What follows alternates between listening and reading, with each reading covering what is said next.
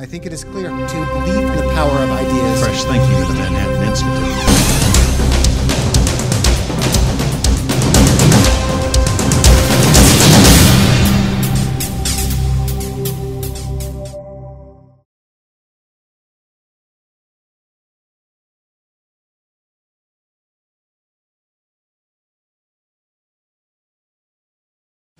Well, you will have ample opportunity to continue to grill Marcus with questions as well as our panel.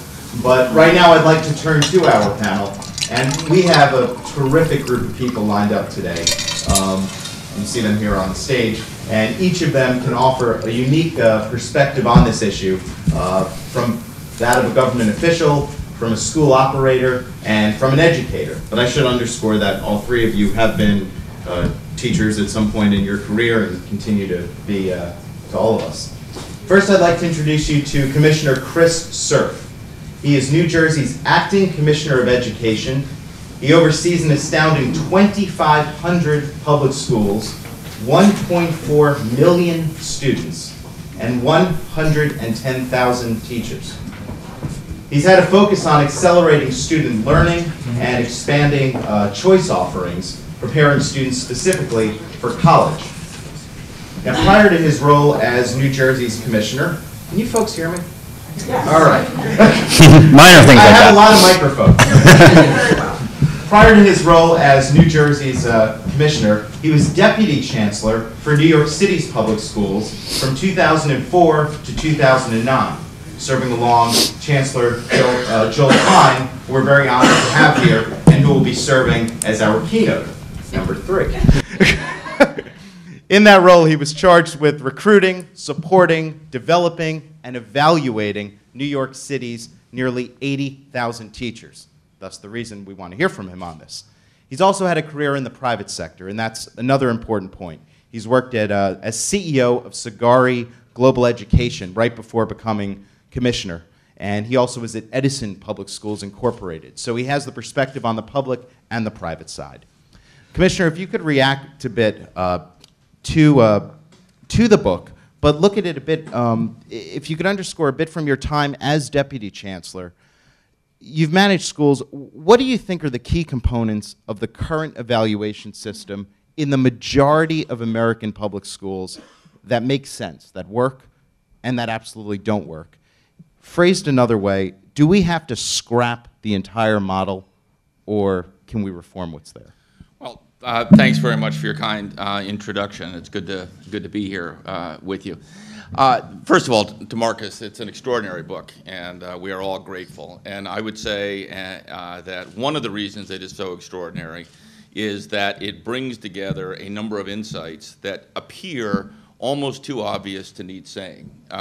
Some very fundamental points about any effective organization hires the best, responsibly evaluates, maximizes productivity with the right training, the right evaluation system, has strategies to retain the best and to exit the worst and to deploy them where needed most. I mean, and you make a very compelling case for why not only is that everything we do inconsistent with those basic goals, but we have established some pretty deep political reasons, barriers to actually addressing it.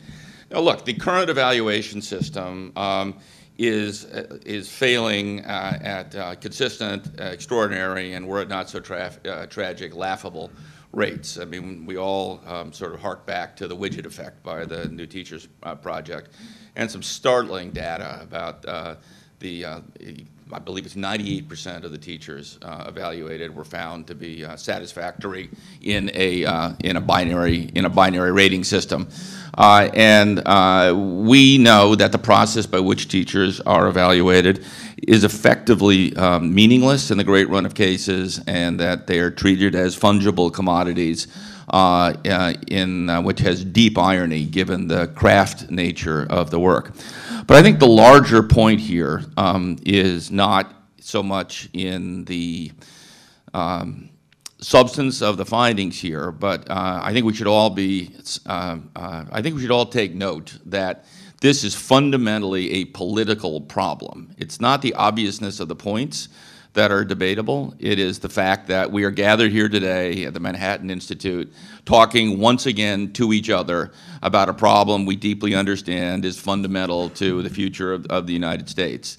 And yet when we go back to our various posts, we engage in a sort of willful denial of the political barriers that exist to actually changing any of this. And I think that that is where, using the foundation of Marcus's extraordinary analysis as a launching pad, that is where we really need to focus our attention on being radicals around dealing with this problem, rather than sort of sitting back and saying, well, that's just the way it is in this crazy world. Well, thank you very much. Second, I'd like to introduce you to Seth Andrew, and a special thank you to Seth, who filled in for us. Eva Moskowitz was called away urgently on business, so we appreciate that very much. You know, as I read your bio, Seth, I realized that we share a common background as former congressional pages who decided to seek higher office, but I'm impressed. You lost by 79 votes. I had a few thousand more than that. But as told by Seth, the electoral loss, and this is important, empowered him to reflect on how best he could effect positive change. And that's so key. And it led him to education and broadly to education reform. He started out as a public school teacher in South Korea and South Africa, and then as an administrator for special education in Massachusetts. He was called to teach.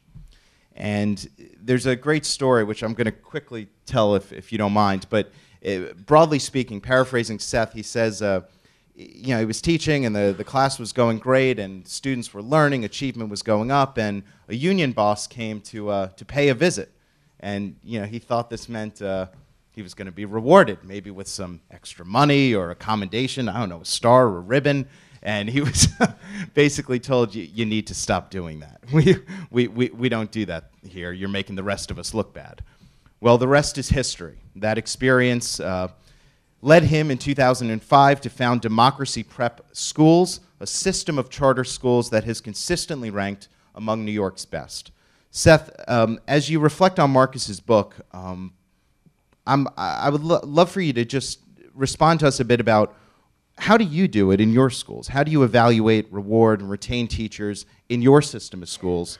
And what about selection? What about who we put in the system? Well, thank you for having me, Michael, and congratulations, Marcus, on a great book. It is profound in its simplicity, and I think that that's what's so exciting about it, is that most of the world doesn't get the simplicity of the fact that teachers are the single most important factor in our kids' lives. 10 hours a day at Democracy Prep impacting our kids, that's more than their parents in many cases, and we have to really value and acknowledge the impact they have on our kids and our community and our democracy as a result. I am a teacher, as Michael points out, sort of by a different path. I came to the passion for public education because I was a New York City public school student. I K-12 in the New York City public schools all the way with a special education IEP, and felt like my schools were not very good. They weren't serving me well, but I had amazing, spectacular individual teachers once in a while.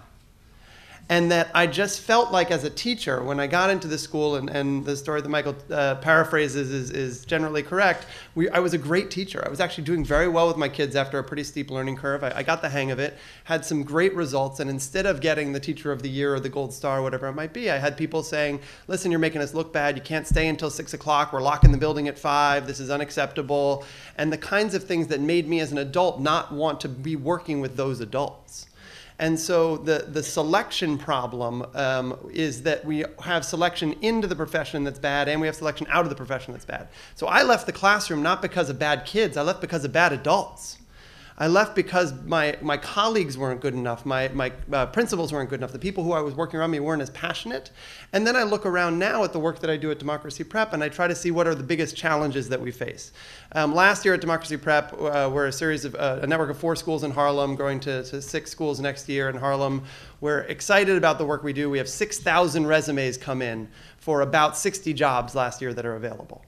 And I currently still have vacancies, even though our starting salary is $65,000, we go up to $150,000 for a teacher. We want to compensate and incent people well, and I still have vacancies.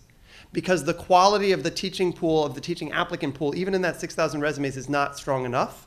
And one of the major reasons is because I can't hire almost anyone in this room to teach. That is a profoundly insane idea. The fact that I have vacancies in Harlem right now, I pay a good salary and I'm looking for great people, and I can't hire Dr. North to teach biology, and I can't hire Roger Berg to teach history and government, and I can't hire Jason Riley or Jeff Decker to teach English. This is crazy. And it's because the bottleneck and the system of certification has taken so many people out of the potential pool for teachers that we have the wrong people in the pool, and we need to get those right people in. And so when Marcus talks about in the book opening the floodgates, I think there's no single bigger thing that we can do than what I really say, which is that I want to have a war on certification. We need to declare war on teacher certification. It is a terrible thing that is stopping great people from coming into this profession, who need to know that you can come into this work with an unemployment rate of 9%, get paid a good job, live a good life, have major impact on children in the world, and have a great, joyous day every day. And we need to stop telling people they can't do that and start telling people to come and do more of that and get more teachers into the profession. And so at the end of the day, what makes Democracy Prep successful is we have great teachers.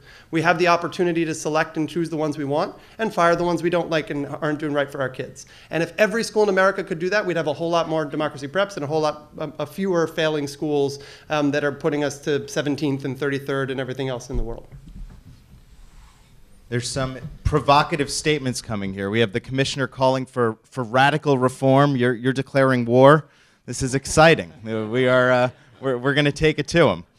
Finally, I'd like to introduce you to Evan Stone. And Evan, you have a tough act here. I don't know what your call to arms will be, but Evan is the son of a teacher, and his personal interest in the vocation started as early as high school, where he coached a VIP soccer team for children with special needs.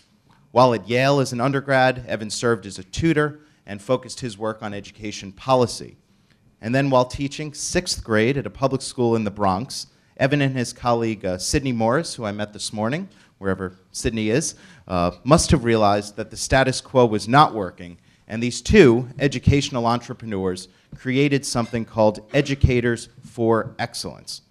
Perhaps it was the independent spirit of Teach for America, which had placed you in the Bronx, that spurred them to action, but today, E4E counts 2,500 teachers among its ranks. Simply put, and you can obviously explain this better, this organization is sort of a non-union union for teachers. It provides a courageous few the opportunity to have an independent voice in the public and policy debates over education and over their work and their life and their workplace. Evan, as you reflect on Marcus's book, can you tell us a little bit about some of the things that your group has been championing in terms of how teachers should be evaluated? And specifically, do you find that when teachers are freed from the constraints of a union, are they willing to be evaluated in a more competitive way? So, thank you guys for having me here. I'm really excited. Thank you, Michael. Thank you, Marcus, for a really wonderful book that I think focuses on what we all know is most important, teachers. And so I think to answer this question, I'll start by, why did I start Educators for Excellence? What was it like for me as a teacher in New York City?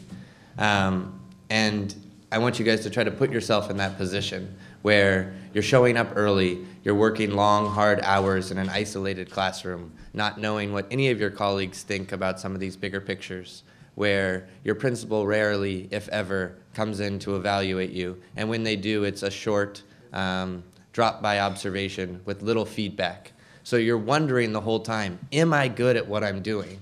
How can I get better? Who can help me improve? And these are the frustrations that I think almost all teachers feel on a daily basis. So those frustrations led us to start talking to other teachers around the city. You know, what bothers you the most? And we heard those things. I'm not evaluated, I'm not supported, I don't get meaningful feedback. But the biggest thing that we continually heard from teachers is, I don't have a voice in this system. I don't have a way to speak up and say, I want change, I want things to be different. So we started Educators for Excellence to not be an alternative union, to not be an anti-union group, but to be a place where teachers could come together, in a safe environment, talk about these issues, come up with ideas that they think will elevate their own profession, and advocate for them. It's based on the fundamental principle that teachers are the most important, and because of that, they should have a say in the governance of their field, of their profession. So I think what we've seen over the last year, growing from up to now 3,500 teachers in New York and now in Los Angeles, is that teachers want many of these changes. Not only do teachers in our organization see that, but we've looked at national polling data that shows 65% of teachers want compensation to be based on their effectiveness. So teachers want these changes, they just want to be a part of the process of creating it. So we had a group of teachers that worked for a 4-month period looking at evaluation and came up with a very similar model to what would be proposed by, I think, everybody else at the table. They think that their principal should have a say in their evaluation. They think their impact on students measured by their growth should have an impact on their evaluation. They think there should be another observation by somebody else. They think their students should have a say in their evaluation. You know, survey my students, ask them how I'm doing. And there's been a lot of research to back that up. So I think the question is a political question, but the challenge is going to be if we really want teachers to buy into these changes, to be a part of these changes, we really need to listen to them and bring them into the process. Because nobody wants to be in a profession where you're continually told to do something different and you had no say in the process of creating that. All right. Well, thank you all for making some opening comments. I think what I've taken away from this is most of the system needs dramatic reform. You've started to hit on what some of those issues are. But let's talk a little bit about the teachers union while we're being provocative. I recently had the opportunity to speak with 2 education scholars, Terry Moe and Stephen Brill. They both have very good books out looking kind of a very large look at the education reform movement. Terry takes a closer look at the unions in particular. And the 2 men generally share most views, but they differ on an important point, with Brill saying that the unions need to be, should be, can be part of the reform movement. He talks about reform unionism, and Terry Moe adamantly disagrees with this and says, they're not going to be partners for reform. So my question to each of you, and Marcus, please feel free to jump in here, can the teachers union play a constructive role in helping to bring about some, most, all of these changes, or not? Right. So the teachers unions are always they're the elephant in every room, right? Whenever we talk about public schools, and I think I'll say the book is not really about. I mean, I agree that the political war is very, very important, and it's kind of where we are now in order to try to execute the reforms we talk about. But the book kind of stays away from that a little bit, right? I'm not talking about kind of the wars with the unions, but that said, I'm more in the Terry Moe camp here. I mean, I think it's worth thinking about how a lot of the problems that our public schools currently have now were around well before teachers unions had a lot of political power. So actually, in the book, I talk about it. There was a paper of looking at the evaluation system in New York City. I think it was in 1905, and the researcher was finding how the evaluation system doesn't distinguish between the good and bad teachers. Almost everyone gets a positive evaluation system, a positive evaluation, and we need to change the system in order to more accurately represent who's good and who's bad. And here we are today, right? And that was well before teachers unions had political power. Now that said, though they didn't create all the problems we have today, they are certainly the most powerful force standing behind those problems.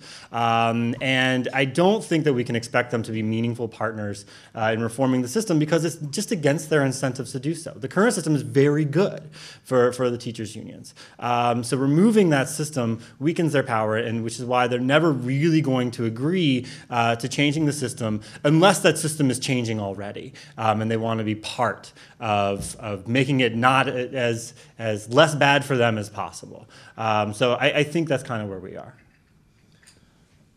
So here's where I wish we weren't on camera.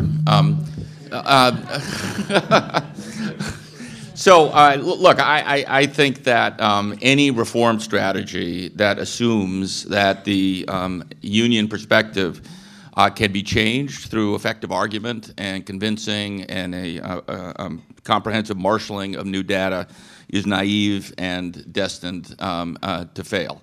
On the other hand, I think that the question creates a false dichotomy. Unions are absolutely going to be part of the discussion and in a position to be very, very influential at the, on the ground and in the legislatures. And to ignore them simply because we happen to know that we're right seems to me to be a foolish strategy. Here's the way I think about it, is that I think the leadership of some unions, and at least one of the national unions, is tactically very, very, very aware that the union movement is in some jeopardy, if not mortal jeopardy, and that the failure to adapt and adopt and reflect the emerging lessons of data and, frankly, changes within the Democratic Party. It used to be Democrats for Education Reform was an oxymoron, and it isn't that anymore. That failure to take that into account in the strategies that they adopt is not a good survival strategy. So they're elected officials. They have a fiduciary duty to represent teachers and not children. Those interests do not align. They cannot get reelected if they ignore the interest of pensioners and those who actually vote in union elections. They literally are incapable, as a legal matter, of advancing the kind of agenda I suspect most of us in this room would support. On the other hand, it is an effective union leader will manage a tactical retreat from some of their long embedded positions, and I think that we can accelerate that and influence it in a very significant way. But here's the question. I'll just leave you with a thought exercise. Okay, here's the thought exercise. State legislators, when faced with an issue related to this, how many of them do you think would choose to do what they believe to be sound public policy if it meant putting their political careers at risk? How many would choose the sound public policy as opposed to doing what's in their best political interest? Actually, I'm a high school I used to teach high school. Let's do a show of hands. How many people would pick sound public policy when it comes to teacher laws as opposed to protecting their political career? How many? 5%. Okay. Well, we have an optimist. So again, that's where this struggle is fought, is changing people's perception of what their own political interest is, and that comes from changing their sense that they owe their jobs to the status quo. If I could just jump in before we kind of continue on this point about unions. Marcus makes the point in his book, and I think it's a good one, that we can reward good teachers. One way would be good teachers could get more money up front relative to their retirement income, right? So I think most of us in the room would prefer to have more money now than deferred compensation. That's general economic modeling. But as the commissioner said, the union leader, he or she might personally think this is a great idea, but legally can't even affect that change. So how do we go about starting to get some of these things that reasonable people can all agree on through a system? I mean, I'm hoping that today we don't just keep going in a circle and speak to one another and say, yeah, it's a terrible problem, but there's nothing that could be done about it. How do we start to break that logjam? So I'll answer that in part by going back to the conversation about the union. So I think for me, as an educator, the unions are essential, and they need to be a part of the conversation. I think the question is, are unions representing their membership right now? And who is the union membership? And when we take New York City's union from the last UFT election, which is the local chapter for New York City, 40% of the votes came from retirees to elect union leadership. Another 25% of the votes came from non-teaching professionals, which means that only 35% of the votes came from active classroom teachers. And this is a really big question. And it's not just the fault of retirees for voting because they have a stake in the interest. It's the fault of classroom teachers for not being active in their own union. too often the classroom teachers close their door and focus on their kids because of all the yelling and screaming that's going on outside of their classroom. They don't want to walk into a conversation that's constantly described as a war, where they feel like there's constant attacking of unions, of the teaching profession. They want to walk into a conversation where they feel like their voice is valid and heard, and we can only create that. We can only activate teachers if we really listen to them first. And so I think the union is important, but it's not doing its job of listening to all its members, just like I think many of our districts aren't doing their job of listening to all their teachers. So I think if we could step back and listen to just the teachers and not to the union leaders and the district leaders and hear what's going on in classrooms and schools, we would put ourselves in a very different place. And I think so more polling of classroom teachers, more groups of teachers being involved in these policy conversations would greatly change the dynamic that's going on right now. So I think that unions are important, but they need to step up and start listening to their classroom teachers just like everyone else. That said, I think to change the sort of log jam where we are around pensions, deferred compensation, teacher pay structure, we have a great opportunity to change these things if we are willing to grandfather in the current status quo. So I think changing people that have already been promised benefits or promised pay, we can't go back on the promises that we've made, but we can ask teachers coming into the profession if they want a different system. And we've seen this done in several places, and I think that it's a promising idea to ask teachers to opt into a system where they take more money up front for a different benefit package. Seth, do you have anything you want to add on this? So most charter schools in the country are not unionized. Some are. At the end of the day, Democracy Prep is not a unionized charter school. Most of our teachers would not want that because we pay our teachers dramatically better than the union contract does. So for the charter sector, that's really a political question, not the practical question of what's happening in classrooms every day. The political question is, are the powers in the union trying to put up barriers to entry to the teaching profession?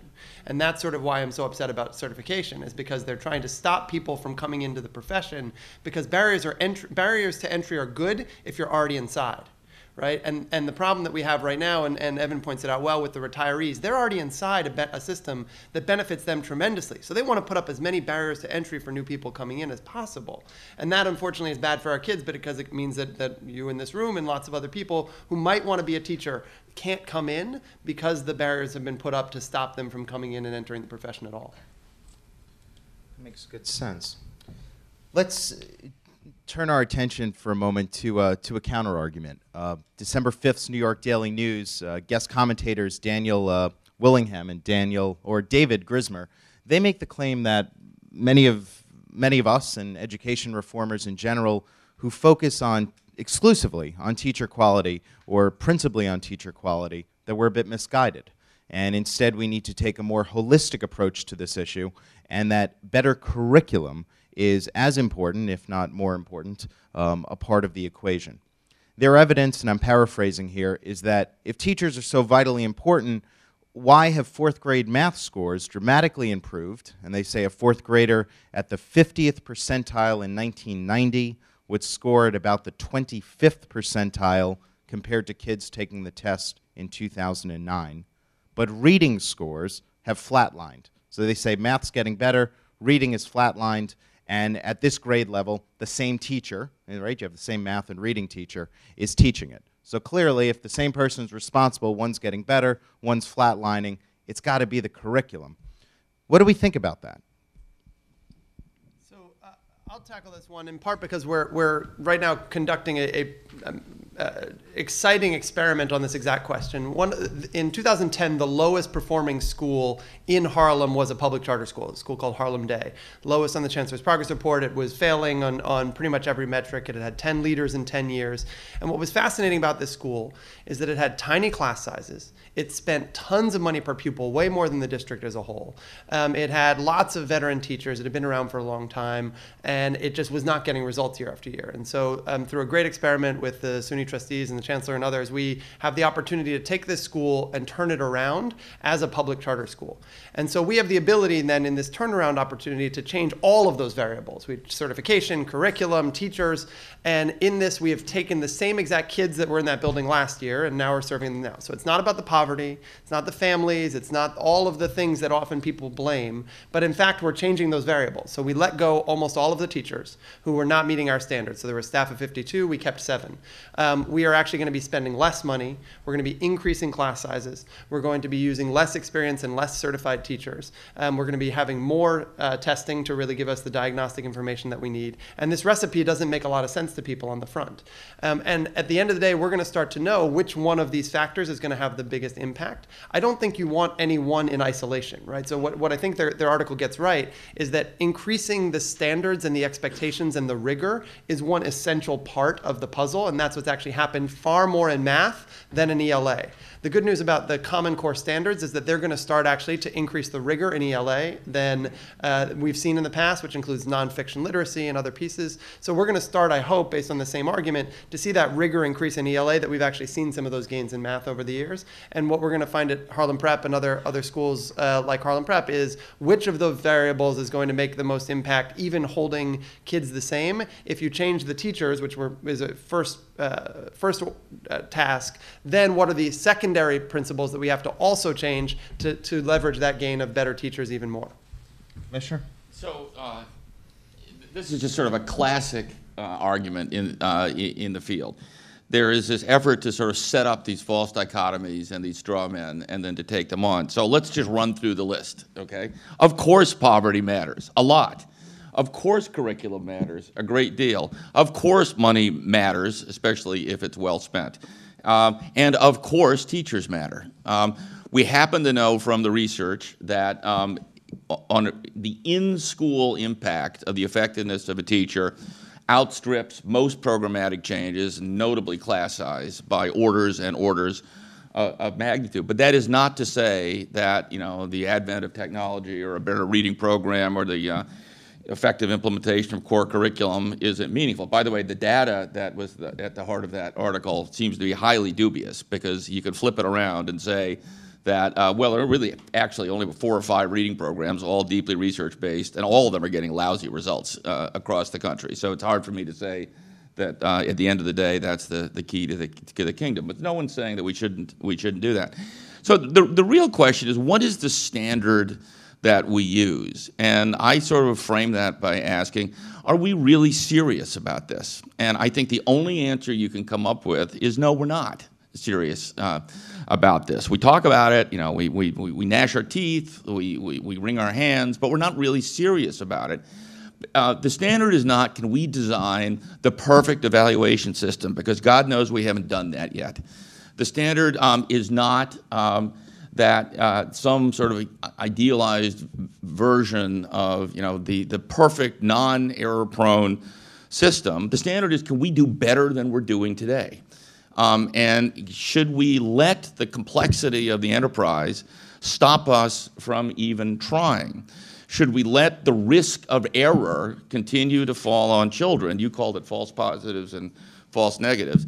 Should we let the risk of error fall on children, or should we let the risk of error fall on adults? I mean, that's the fundamental question. You know, it's better to convict, to acquit 1,000 or 100, whatever it is, innocent men than to wrongly convict one innocent one. And, you know, that's a very basic idea. Well, right now we built an entire system that says the horrifying risk of wrongly identifying a good teacher as bad is so horrific that we should tolerate a system that labels thousands and thousands of incompetent teachers as satisfactory. That's not a smart system. If we don't have more comments on that, I want the audience to start to get your questions together. I'm going to ask one more final question to everyone, and then we'll invite all of yours. We have a nice amount of time for questions. So what do we do? If that's I agree personally, I think most of us agree. What is the call to action? How do we, it's an implemental process, right? We can't do it all at once. But what would you say to this room of reformers? How do we start to affect change? So I mean, I think the first step in what I'm trying to do in this book, right, is to give us the intellectual argument and the evidence that we need in order to make the case, right? And I think that I've done that to an effective degree in the book, where essentially we now have enough evidence on these things to pull it together and make this case. Now, making the case is the next thing to do, which is a process that's been going on for a very long time, and we've been making enormous progress. I mean, the fact that Chris Cerf is running is chancellor of the school district in New Jersey shows us that we're moving in this direction. But as far as what do we do, I mean, now it's making that case and getting everyone to understand this. I mean, again, this very simple idea of how important teachers are and what we've learned over the last several years, and implementing that on the political scale, which is a much more difficult task, actually. Please. I would argue that you can't do this, you can't change the teaching profession and the field of education without the involvement of teachers. And so if we frame this debate as we need to change things so that we can fire incompetent teachers, that's going to be really hard to get teachers on board with. But if we frame this debate as we need to develop a system so that we can identify strengths and weaknesses and really help teachers improve and truly support the teachers that are trying to grow, and then those that are not trying to grow, that aren't making the steps, something needs to happen. But I think if we continue to say this is about getting rid of the worst and not actually about supporting and developing the average teacher, because even if we eliminate the bottom 5% of the lowest performing teachers, what's most important is to move our average teachers to make them a little better. And that'll have even larger impact on kids than just eliminating the bottom 5%. So I think we also need to talk about how all of these systems need to be designed to move teachers along and to help them get better. And that's what's going to actually get buy-in from teachers and start to move the conversation forward. Giving me hope, Evan. Seth, any last word on this? Well, so I have great hope in this work, and I have great hope because I've seen the progress in New York City over the last 10 years. I've seen it starting to happen across the country with state commissioners like Commissioner Cerf and others who understand the value and the importance of teachers. So I actually do have great optimism, great hope. The charter movement has been part of that by becoming a proof point for what's possible. So Democracy Prep is never going to be the New York City public schools. We don't want to be. That is not an aspiration. Even if we double every year for the next 5 years, we won't even be 1% of the New York City public schools. So that is not a solution in and of itself. The solution is really how do we start to attract, to become a magnet for talent in this education profession that makes great people want to be teachers, that makes people like us say, you know what, it makes sense, it makes financial sense, it makes economic sense, it makes sort of personal fulfillment sense to be teachers. And to do that, we have to open up this bottleneck. The bottleneck is tremendous in the few people that actually can come through this terrible bureaucratic system and want to be teachers. And then the great ones, get frustrated because of all the systems once they're in place. So I think we need to change the way that we think about the bottleneck and the barriers to entry to teaching, including certification and other barriers, so that more people want to come into the profession of teaching. I think then we would have a dramatically different profession and more importantly, better results for kids at the end of the day. All right, well, let's drop the barrier to entry for you to join this conversation. And we're going to start with questions. Please just state your name, your affiliation, and remember that a question ends with a question mark. Larry, our president, perhaps could start us off. No, and just in terms of, practical next steps for change, I mean, one of the panelists mentioned that I think one of the great political shifts we've seen is that Democrats are getting serious about educational reform. And that sends an important message, including the current administration in Washington. So I'm wondering, do we take the race to the top model and say, look, money is scarce, we've got a little extra money here, but we're only going to give it out to people who take these evaluation issues seriously? Is that a good practical next political step?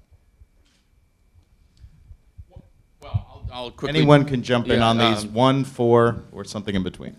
I think it is. I think that Secretary Duncan and the President have had a very basic insight, which is that as long as you're handing out huge pots of money, you might as well treat it as a conditional grant in aid, which is the equivalent of telling the state of Montana it has to have a certain speed limit or blood alcohol content limit and so on. They can't do that under the Commerce Clause, but they can do it when they say, if you want a big pot of money, you gotta do it that way.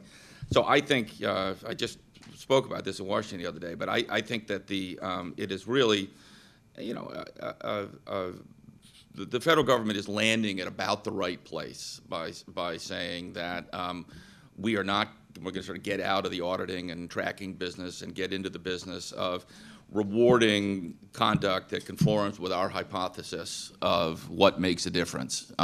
Teacher effectiveness makes a difference. You know, I happen to think, I know that I make enemies in this room, that the core common curriculum, the Common Core makes a difference. I think data systems make a difference.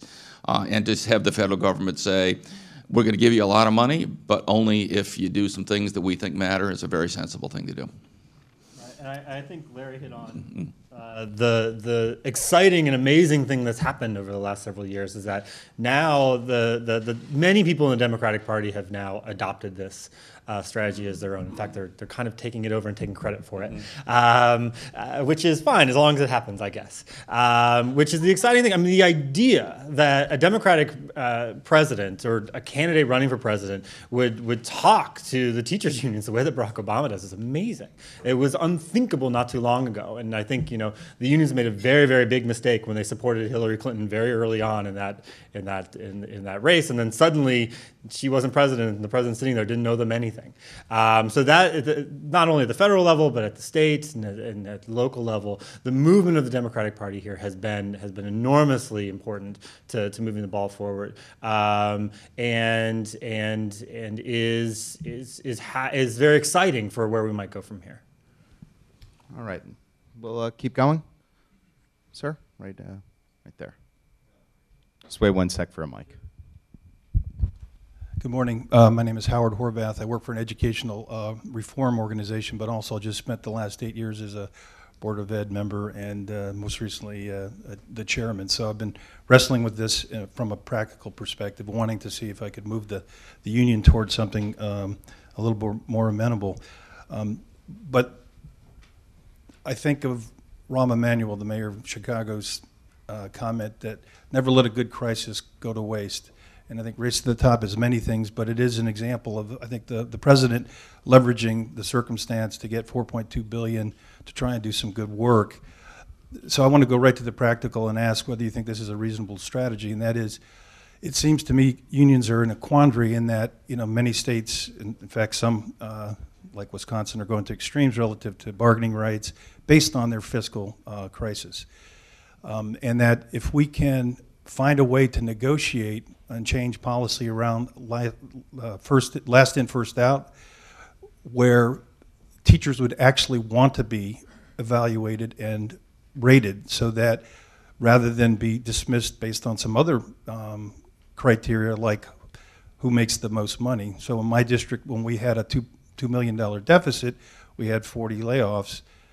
They went to the lowest and the newest teachers, which make about 40 grand. So you, in essence, have to lay off twice as many teachers as you would if they were at the higher end at 100. So we're getting at Race to the Top. Are you asking them if it's a decent model for reform? No, whether or not we should. I'm trying to look for the right strategy, a practical strategy at the policy level that would give us leverage to have the kind of conversations with teachers about changing their system. And I'm wondering if we change LIFO, and would they want to be rated therefore so that they weren't laid off? All right. So the important point, so last in, first out. So even in times of fiscal crisis, when we have to lay off teachers, we can't consider at all how effective they are in the classroom. It plays no role at all. Even the 1% of teachers who are rated as ineffective under the current system, it still doesn't go into account on which teachers we're going to remove. It's based entirely on seniority. And I think you're right as far as making the political case. That's a really good one because it strikes average people as crazy. Right, which it is, right? How effective you're in the classroom should play a role in determining whether you're in the classroom at all, but certainly should play a role when we have to fire teachers at all. I would say, as far as making the reason that's powerful is because it makes the case to a broader audience that needs to be more engaged and understand just how wrong the current system is, right? So one of the problems we have is that for the average public, when they think of teachers, they don't separate teachers from the teachers' unions, right? So they assume that the teachers' union is speaking on behalf of teachers, and I think for many teachers it is, right? I think it's certainly the case that there are lots of teachers who benefit from the current system, and if you ask them, so in Terry Moe's book, he talks about that actually in surveys, they say they kind of like a lot of the things in the current system. But by making this case to the general public that, look, what we're talking about in the system isn't good. We need to, and by being against it, you're not against teachers. You're in favor of improving the teacher profession. I think that's an important kind of talking point for the case. Does anyone else want to jump in on this? We'll try to keep it to 1 to 2 comments per question. Sure. So last year, our organization really mobilized around this issue, and we had about 1,500 teachers call, email, visit Democratic state assembly members and state senators to try to change the policy around seniority-based layoffs. And I think the question that you need to ask is, what are we using instead of it? And in New York, I think we had some great options because there was a lot of information that we could use. We could use absenteeism, teachers that weren't showing up and didn't have a documented reason, so not for an illness, not for pregnancy. Teachers that had been rated unsatisfactory, it's such a small number, maybe we should take this into account. And then teachers that weren't actually teaching, so teachers that had been out of the classroom for over 6 months. So I think that if you have an alternative that teachers can understand, besides just saying we're going to let the principal choose, because at this point they haven't seen information from their principal in such a long period of time. They don't trust their principal to evaluate them because they haven't observed them, they haven't supported them. So until we have really great leadership and really great evaluation systems happening, we need to propose an alternative to teachers that they can understand and that makes sense. And so I think that the evaluation system, as you talk about a lot in the book, is the most important first step before we can take on a lot of these other issues, unless we have a credible alternative to what the current system is. So, and just very quickly, I think there are basically 2 things going on here. One is you have to take a somewhat Hobbesian view of the legislative process, and you have to have a sort of understanding about what drives behavior, and what drives behavior ultimately is not compelling arguments or sound policies, but a calculated view of where long-term political interests lie. And I think if you don't build a strategy around that, nothing else matters. But the second thing is, I have to say that people on our side of the divide have miscast this in a way that is unnecessarily terrifying to teachers, and I think that is a mistake, and we need to do much better at that. For example, and I know there's a lot of disagreement in the room about this one, I see absolutely no positive in putting into the newspaper the value-added scores of of 1 year of value-added data. I think the pain-gain ratio on that absolutely breaks the wrong way, and I don't think the data is refined enough to enable the avoidance of really, unfortunate conversations in the checkout line of the supermarket about a name. So I think that's crazy. I think we need to instead of talking about merit pay, let's pay teachers differentially because it's the right thing to do. Let's get out of the argument. You'll work better, or I'm in it for the money. Let's pay more because it's a just, fair, reasonable message to send to people who are doing a really great job. I think we can talk about it that way. And lastly, all this talk about value added, it is, we have to be absolutely clear that the relevance of this is at the extreme ends of the bell curve, and micro gradations in the middle is not statistically valid, doesn't mean very much, and the teachers have to be told that, look, we're trying to help you get better. And in the great run of cases, that's what it's going to do. It's only when there's multiple years of data that shows you to be an absolute outlier does this really come into play, when no system wants to use this for more than 50% or so of, and that's even in the tested grades and subject. And yet we insist as reformers on talking in terrifying terms to people who frankly hold all the political cards, and that seems unwise to me. I think this is an important takeaway. Yeah. The language with which we speak as reformers is important, the tone and some of the arguments. We have time for 1 or 2 more. Let me get someone on the right side. Gentleman by the, I'm making your job hard, Debbie. You got to pass it down there. Thank you. Thank you. My name is Sterling Waterman. I'm a public school product here in New York. I am currently the Board of Education President in Jersey City under Commissioner Cerf. And I'm also a parent of a fourth grader, which means I have a vested interest in reforming my district that's been mired in a 10, 11-year slump as the majority of schools are failing. But as the newly elected president, now going in my first year, I like to think of myself as reform-minded, and I agree with a lot of the points that many of you made. Mr. Cerf had mentioned, yes, it's very, very political. I think part of the problem is we don't convey what we need to convey to parents and the public and take it out of the political arena and make sure that the public hold the politicians accountable for doing the right thing for our schools and their children. Evan had mentioned getting teachers involved. Fantastic idea. I'm trying to figure out how we can do that in my system because it's important to hear them and let them express what they think we need to be doing moving forward. We need to be partners with the teachers as well as the parents in our communities. Seth had mentioned the certification issue. I agree with you.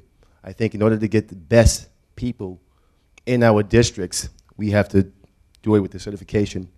And again, reform is definitely needed. I agree with you guys. Reform, the teacher's evaluation, if done properly, is going to benefit all of us. So this is not a question, it's more my comment, because right now I'm going through some of the same situations and dealings that we discussed here, but I just wanted to express myself. Thank you very much. Well, thank you for that, and I invite you to come up and speak further with the panelists if they have time before they head out.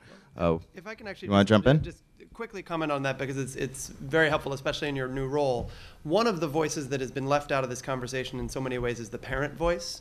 And the parent voice is probably the most powerful voice in this conversation because it is the largest number of parents, right? So if we have 1.1 million kids in the New York City public school system, we have around 2 million parents. Now, not all of our parents are single or are two-parent homes, but there still were two parents at some point.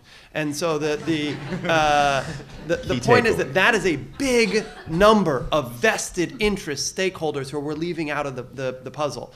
The reason that we're democracy prep and not generic prep is because at our foundation we believe that the parents have a voice in our democracy. And in our third year, for the first time, we said, wait a second, we're doing this great work with our kids. How many of our parents are registered to vote?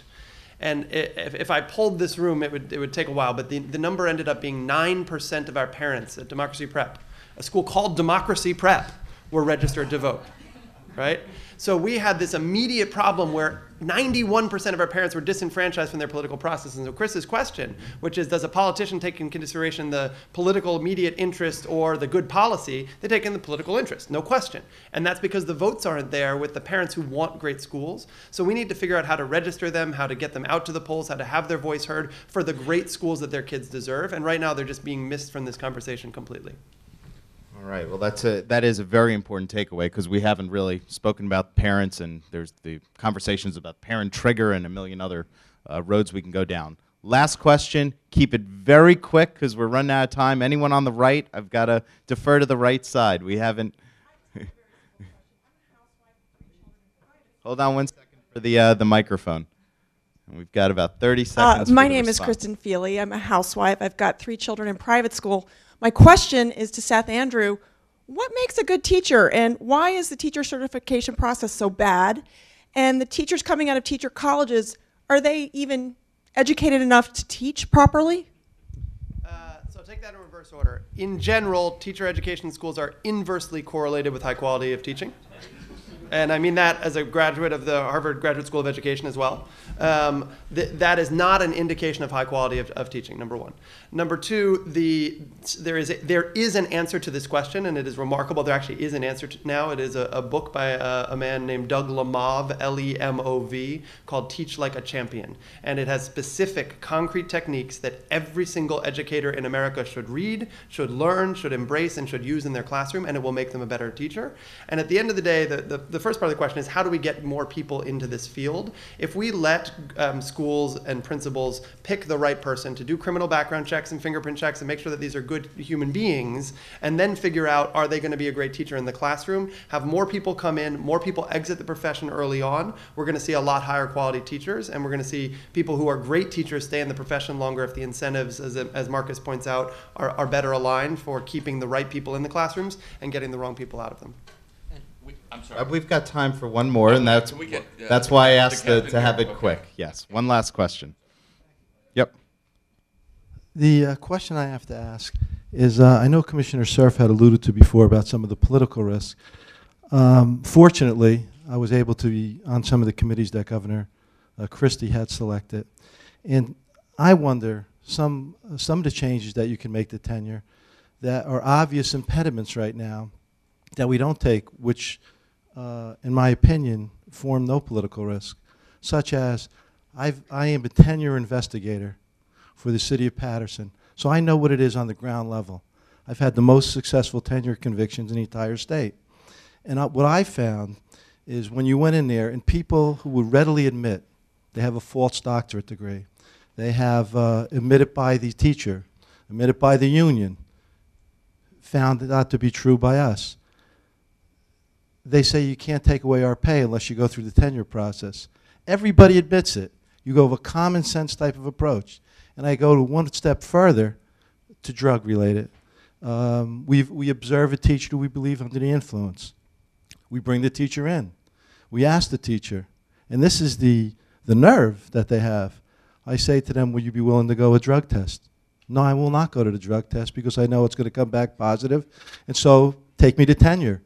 Meanwhile, can I go down to Boca Raton for 3 months and recuperate? So these obvious common sense type of approaches that I would think that would form no political risk, and you need people on the ground level like myself to sit there and talk with the educators and form some type of consensus on what are the problems that you face. So my question is, the bottom line is, how do we get these common sense type of approaches on the fast track without having to go through the whole tenure reform? All right. Parting salvos on that. Again, a call to action of what can we do that is tangible.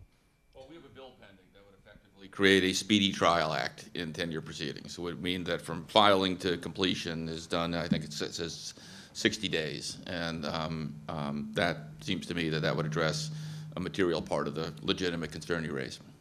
Evan, you want to jump in? I wanted to touch back on the teacher training portion. And I think that, we've seen a dramatic shift in the way teachers are beginning to get trained, and there's a lot of different pathways. And I think, for me, my first year was a mess, right? It was tough. I didn't know what I was doing.